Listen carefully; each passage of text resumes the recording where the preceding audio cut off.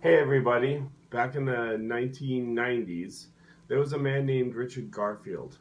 Now, Richard Garfield was a game designer, and he put together a game that he called Robo Rally. And Robo Rally is a game that's kind of a pre programmed movement game where you're moving a robot. And so he had this game, and he put it all together and he pitched it to this company called Wizards of the Coast. So I pitched this idea of Robo Rally to Wizards of the Coast, and I told Richard Garfield, you know what? Right now, like board games are really expensive to make, and they don't sell like gangbusters. It's just a lot of money. It's a lot of commitment. And so what ended up happening out of this deal is Richard Garfield signed a contract that basically stated something like this: I will make a card game for Wizards of the Coast because that's what Wizards was really looking for. They're like, we need something that can sell, that it's like cheap to make. So he said, I will make a card game for Wizards of the Coast. In return, Wizards of the Coast will publish my baby, this thing I've been working years on called Robo Rally. So okay, sign. Richard Garfield went home and over the weekend contemplated putting together a card game for this company because he signed a contract. And what he came out with after the end of the weekend or week or however long, it wasn't very long, he came back and he pitched a game called Magic the Gathering. Wizards of the Coast was like, okay, cool beans, let's put it together. He said, signed it off to them, and then he was like, so how about my Robo Rally game, right? I did you a card game for you.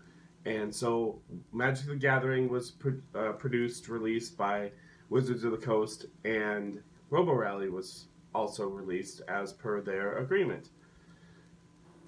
Magic the Gathering is definitely by far the number one international card game, non-standard card game, meaning it doesn't use a poker deck, in the world.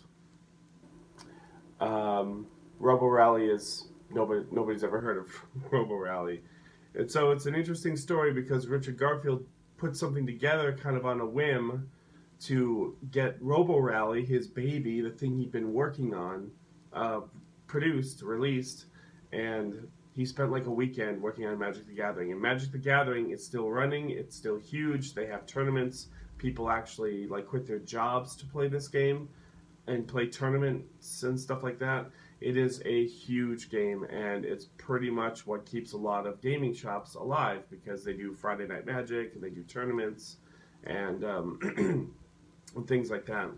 And Robo Rally is just an old, outdated game. I don't even know anyone that plays it or own it. I don't even own a copy.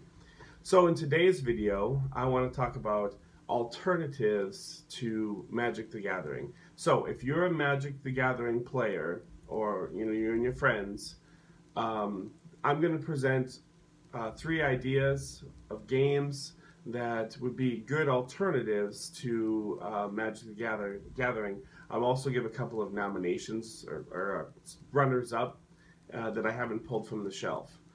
And so, if you like Magic the Gathering for some reason, it's a dueling game, whether if you like the deck building aspect or if you like the card comboing aspect or just the tournament style aspect, here are some games that you can check out for an alternative to playing Magic with your friends in case you ever get kind of like how I did into a Magic lull and just don't feel like playing it, don't feel like keeping up on buying all the cards and keeping yourself competitive. These are some good games to check out as alternatives. And so the first game, and I'll explain more about them when I go through them. So actually, the first some runners up, would basically be a game called Dominion, which is a deck builder. And the only reason I picked that one is because it's got a lot of card comboing, where you just A, B, C, D, they all kind of can play together, and you can combo a lot. And then the second runner-up is basically another deck builder, but it's cooperative deck builder, and it would be the Legendary series, whatever theme floats your boat. So there's Buffy the Legendary Buffy, the Vampire Slayer, Legendary Marvel, which is what I would probably recommend since Marvel is huge right now. X-Files, James Bond, Alien. There's quite a few I'm missing. But they all have that legendary system where it's, again, that deck building sort of, if you want to do card combos, like on my turn, I want to be able to play a whole bunch of cards and do a whole bunch of cool interactions and combinations and things like that. Dominion is a competitive game, and Legendary is a cooperative game that would give you kind of the same feel of that card combo kind of thing. So those are my honorable mentions, I guess. I have those. I didn't pull those off the shelf. These ones I did pull off the shelf. So 1, 2, 3 this is in order actually of what I think you would like from Magic. So the first one that I have pulled from the shelf, I got the big box for it, is called Smash Up.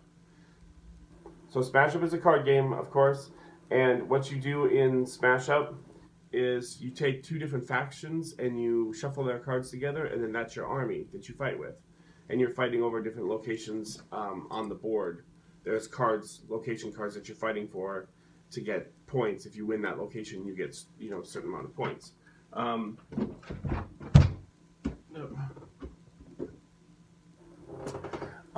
Smash Up is cool because you can take all these different factions and kind of put them together. So it's like I can have ninjas and zombies. That's my army, ninja zombies. Or I could have dinosaurs and wizards. Or I could have zombie scientists. And you can basically put together all these different kinds of armies that have cool combinations. Or there's ghosts, time-traveling ghosts, I think is one I like to play. And so Smash Up is not just a two-player game, so disclaimer there. It's not a two-player game, but it can be, and I actually prefer it as a two-player game. And so number 1 is Smash Up. Number 2 is one I've talked about on my channel before, so I'm going to probably skip over a whole bunch of it, but this is probably one of my favorite non-standard card games. It's called Netrunner. Netrunner is a asymmetrical game, which basically means one person plays the runner, which is a hacker in this cyberpunk universe, and the other person plays the corporation, which is basically like a giant evil corporation trying to advance agendas in the world and do kind of nefarious things. And the Netrunner, is trying to like hack into their cards and their systems and their remote servers and stuff like that to steal those agendas, to be able to take that from them so that they can't advance their agendas. That's kind of how you win the game. This game is awesome. It's also by Fantasy Flight Games. Oh, the last one wasn't. Sorry. The next one's also by Fantasy Flight Games. And this is one of my favorite. And this is actually my favorite game. I do not play Magic the Gathering. I do not play Smash Up.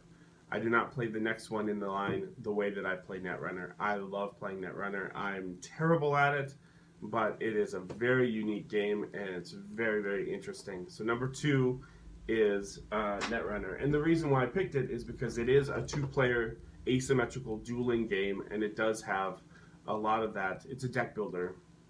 Sorry, not a deck builder. It is a deck customization game where you put together a deck before you come together and play, and you try to put together a deck that works a certain way. This card will work with this, or this. You can have themes.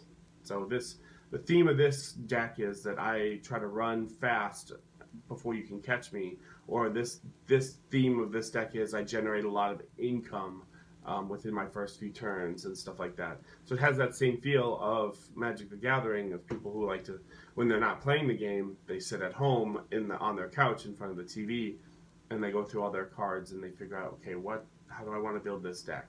What cards work with what? And there are different factions in Netrunner, and different corporations, just the way that there's different mana colors. They all have their own specific thing that they do. So Netrunner is the game that I play. Number 3, which is also by Fantasy Flight.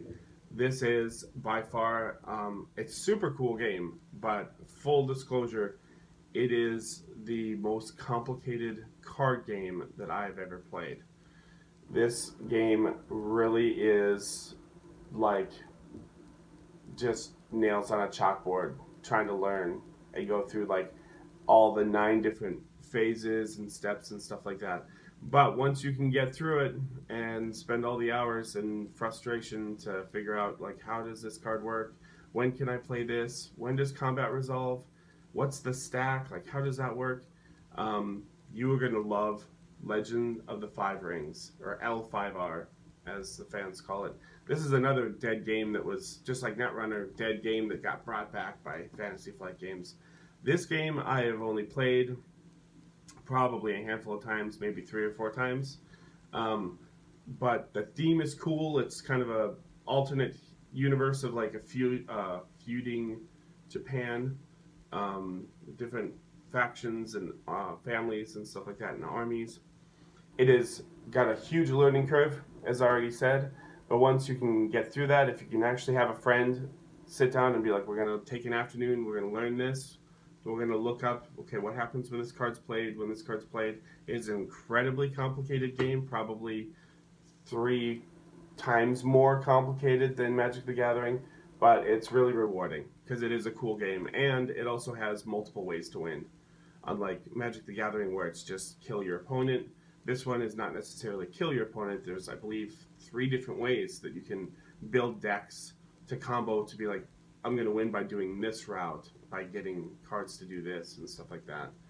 And so those are my honorable mentions, and 3 different games to play in case you're just sick of playing Magic the Gathering, or if you and your friends are looking to take a break and want to play some card games that still scratch that same Magic the Gathering itch, but not necessarily Magic the Gathering. L5R, Netrunner, and Smash Up are my 3 picks for alternatives to Magic the Gathering.